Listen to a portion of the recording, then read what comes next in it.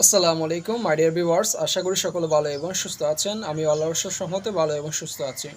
আজকে আমরা জানবো কিভাবে আমরা আমাদের নিজেদেরকে পবিত্র তথা পিওর রাখতে পারি। এই বিষয়টি কিন্তু অত্যন্ত গুরুত্বপূর্ণ, তাই অবশ্যই আমরা ভিডিওটি সম্পূর্ণ দেখার চেষ্টা করব। আমাদের প্রথম রুল হচ্ছে থিঙ্ক পজিটিভ, অর্থাৎ ইতিবাচক চিন্তা করুন। আপনার আশেপাশে কি ঘটছে না ঘটছে আপনি সব কিছু দেখছেন। আপনি আপনার পারিপার্শ্বিক অবস্থা দেখে বিবেচনা করুন যে এটা একটি ইতিবাচক ঘটনা ঘটছে। অর্থাৎ আপনি যা কিছু দেখেন না কেন হুট করে নেগেটিভলি আপনি চিন্তা করবেন না, ভাববেন ইতিবাচক তথা পজিটিভ কিছু হতে চলেছে। অর্থাৎ আপনি সর্বদা একটা রুল মনে রাখবেন, সেটা হচ্ছে থিঙ্ক পজিটিভ, টক পজিটিভ, ওয়ার্ক পজিটিভ।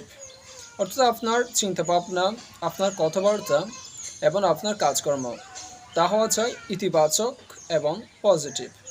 তো আমরা জানতে পেরেছি আমাদের পবিত্র থাকার তথা নির্মল ও পিওর থাকার প্রথম রুল হচ্ছে পজিটিভ থিঙ্কিং, অর্থাৎ আমাদের ইতিবাচক চিন্তা ভাবনা করতে হবে। এবং আমাদের 2 নম্বর রুল হচ্ছে আপলিফট ইয়োরসেলফ অ্যান্ড আদার্স, অর্থাৎ আমাদের নিজেদের এবং অন্যদেরকে উন্নত করার চেষ্টা করতে হবে।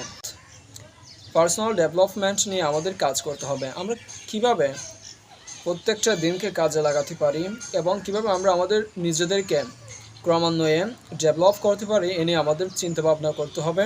এবং অন্যদেরকেও কিভাবে সাহায্য করা যায়, তাদের জীবনকেও কিভাবে উন্নত করা যায় এ নিয়ে আমাদের ভাবতে হবে। অর্থাৎ নিজেকে এবং অন্যকে উন্নত করুন তথা আপলিফট করুন। এবং 3 নম্বর টিপ হচ্ছে রেসপেক্ট ইয়োরসেলফ অ্যান্ড আদার্স, আপনার নিজেকে এবং অন্যদেরকে সম্মান করুন। এই আত্মসম্মান এবং অন্যদের প্রতি সম্মান প্রদর্শন, এটা আপনার ব্যক্তিত্ব, আপনার চরিত্র সব কিছুকে নির্মল, পরিশুদ্ধ, পবিত্র তথা পিওর করে তুলবে। তাই অবশ্যই নিজেকে এবং অন্যদেরকে সম্মান করার চেষ্টা করুন। সর্বদা মানুষকে সম্মান দেখিয়ে কথাবার্তা বলবেন।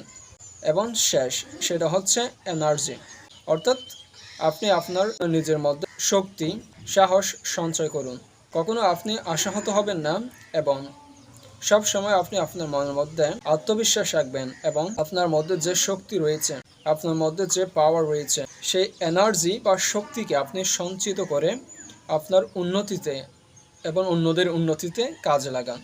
দেখবেন আপনি আপনার জীবনকে অনেক উপভোগ করছেন এবং আপনি আপনার নিজেকে পরিশুদ্ধ, নির্মল এবং পবিত্র তথা পিওর রাখতে সক্ষম হবেন।